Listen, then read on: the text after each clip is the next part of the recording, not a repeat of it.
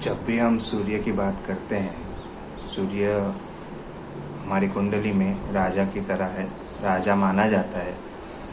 तो और दूसरी बात ऐसी होती है कि वो एक आत्मा कारक ग्रह के बारे में भी बोला जाता है कि वो आत्मा कारक ग्रह है, वो हेल्थ का कारक है, वो आपके आत्मसम्मान का कारक है, वो आपका एक प्रकार से छुपा हुआ ईगो भी है। तो सूर्य जब हम लोग वर्णन देखते हैं क्लासिक्स में, तो हमें देखा जाता है कि वेद व्यास जी ने उसके बारे में क्या कहा है, सूर्य के बारे में क्या कहा है। सूर्य के बारे में ये बहुत ही प्रचलित एक बात आ जाती है जब हम लोग नवग्रह स्तोत्र की बात करते हैं। जब सुनते हैं नवग्रह स्तोत्र, तब हम लोग ये देखते हैं कि उसके बारे में वर्णन क्या किया गया है। ठीक है, उसमें हम लोग देखते हैं कि जपा कुसुम संकाशम काश्यपेयम महादित्यम तमोरिम सर्व पापघ्नम प्रणतस्वी दिवाकरम। तो पहली लाइन में जो वर्णन किया गया है, जपा कुसुम संकाशम काश्यपेयम महादित्यम। तो जपा कुसुम मतलब जो जासवंद का फूल होता है, जिसको पता नहीं हिंदी में क्या कहते हैं, बट जो गणपति बापा को बहुत पसंद है वो फूल, उसका जो रंग है वो जासवंद की तरह है, उसका तरह दिखता है। काश्यपेयम महादित्यम, कश्यप ऋषि के गोत्र में, कश्यप ऋषि के उस वर्ग में जन्मे हुए सूर्य जो है, प्लस लास्ट लाइन में जो हम लोग देखते हैं क्या बोला गया है, तमोरिम सर्व पापघ्नम प्रणतोस्मी दिवाकर।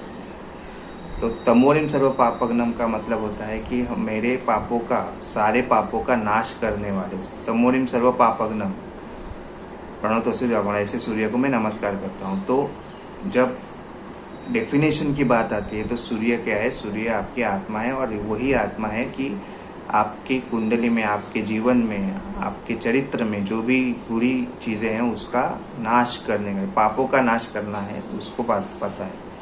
प्रॉब्लम ये होती है कि जब हम लोग सूर्य की बात करते हैं तो सूर्य जो ग्रह है ना, वो इतना तेजस्वी है। आप नॉर्मली हम लोग सुबह उठते हैं, देख सकते हैं, लेकिन थोड़ी देर बाद, 1-1.5 घंटे बाद, सूर्योदय के बाद हम लोग उसको नहीं देख सकते, हमारे आँखों की रोशनी चली जाएगी थोड़ी देर देखेंगे तो वो एक फैक्टर जो है कि सूर्य को देखना कब है, तो सुबह उठ के उसका दर्शन जब करना है, सुबह उठ के सबसे पहले करना है। उसके बाद आप लोग नहीं कर सकते। शाम का सूरज सनसेट पॉइंट पे जाके देखना है, and all that, this is not going to happen, that is not good for you also. तो सनसेट में आपको सूर्य के दर्शन नहीं करने हैं।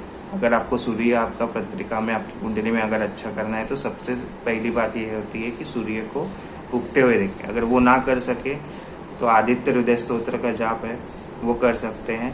सूर्य जब कुंडली में बहुत अच्छा काम करता है तो हम लोग देखते हैं कि गवर्नमेंट जॉब का भी एक चांस हो सकता है।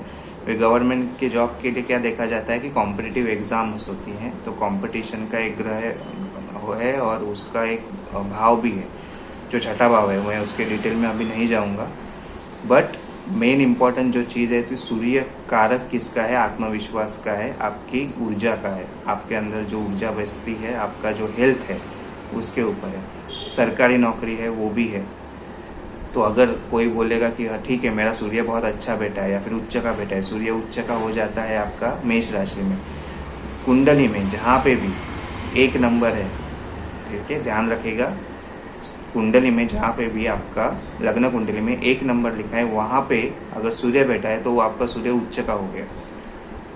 और जहाँ पे 7 नंबर लिखा है, जो तुला राशि आ जाती है, ठीक है, लिब्रा, वहाँ पे अगर सूर्य है तो वो नीच का हो जाता है, मतलब वो अपनी थोड़ी ताकत खो देता है। लेकिन मैंने जो कुंडलियाँ देखी हैं उसमें प्रॉब्लम क्या हो जाता है ना, सूर्य के बारे में प्रॉब्लम ये है कि वो कॉन्फिडेंस का कारक है, वो आपके आत्मविश्वास का कारक है। थोड़ी सी लाइन अगर क्रॉस कर दें तो क्या हो जाएगा?